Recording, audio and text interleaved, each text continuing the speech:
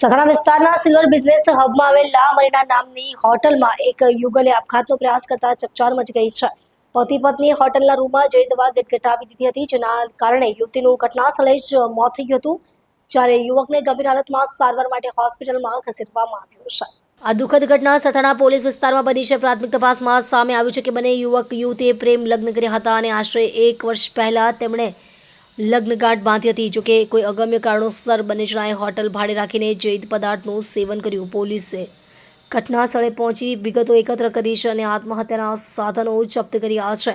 સ્થાનિક પોલીસ મુજબ આપઘાતનું ચોક્કસ કારણ હજુ સ્પષ્ટ થયું નથી, પરંતુ કૌટુંબિક કલહ, આર્થિક તંગી કે અન્ય કોઈ વ્યક્તિગત મુદ્દાને લઈને આ પગલું ભરવામાં આવ્યું હોવાની શક્યતા તપાસવામાં આવી રહી છે. મૃતક યુવતીના પાર્થિવ શરીરને પોસ્ટમોર્ટમ માટે સરકારી હોસ્પિટલમાં ખસેડવામાં આવ્યું છે, જ્યારે યુવકની હાલત નાજુક હોવાથી તેને વેન્ટિલેટર પર રાખવામાં આવ્યો છે. સથાણા પોલીસે ગુનો નોંધી વધુ તપાસ હાથ ધરી છે. પોલીસે હોટલના સ્ટાફ અને આસપાસના લોકોના નિવેદન નોંધવા ઉપરાંત યુગલના mobile phone, social media account અને ડાયરી જેવા પુરાવાઓની તપાસ કરી રહી છે, જેથી આ પગલાં પાછળનું કારણ જાણી શકાય. આ ઘટનાએ સમગ્ર સથાણા વિસ્તારમાં શોકનું મોજું ફેલાવ્યું છે. સ્થાનિક લોકોએ યુવાન પેઢીને માનસિક તણાવ અને સમસ્યાઓના સમયે નજીકના સંબંધી, મિત્રો અથવા કાઉન્સેલરનો સંપર્ક કરવાની અપીલ કરી છે. પોલીસે લોકોને આવી નિરાશાજનક પરિસ્થિતિમાં ધૈર્ય રાખવા અને કાયદેસર મદદ મેળવવા માટે વિનંતી કરી છે.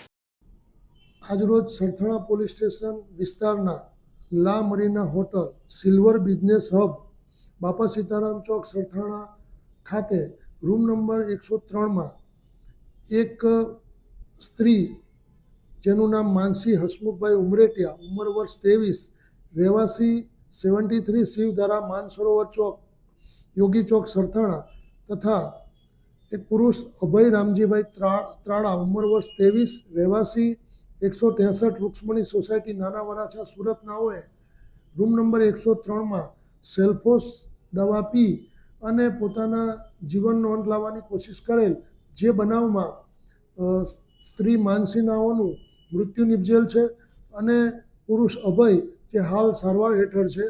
પ્રાથમિક રીતે જે આ બાબતની જાણકારી સરથાણા પોલીસ સ્ટેશનને બનતા ત્યાં ત્વરિત પહોંચી જાય તેઓને સારવાર અર્થે હોસ્પિટલમાં મોકલાવેલ છે અને પ્રાથમિક રીતે તપાસ કરતાં આ બંને વ્યક્તિઓના મેરેજ થઈ ગયેલા હતા. તેઓએ કોર્ટ મેરેજ કરી લીધેલ હતા અને ઘરેથી પણ લગ્ન કરવાની સંમતિ મળેલ હતી અને ટૂંક સમયમાં જ હિન્દુ રીતિ રિવાજ મુજબ તેઓના લગ્ન થવાના હતા, પરંતુ કોઈ અગમ્ય કારણોસર તેઓએ આ ઝેરી પદાર્થ પી અને પોતાનું મોત નિપજાવેલ હોય, જે અનુસંધાને હાલ સરથાણા પોલીસ સ્ટેશન તપાસ કરી રહેલ છે.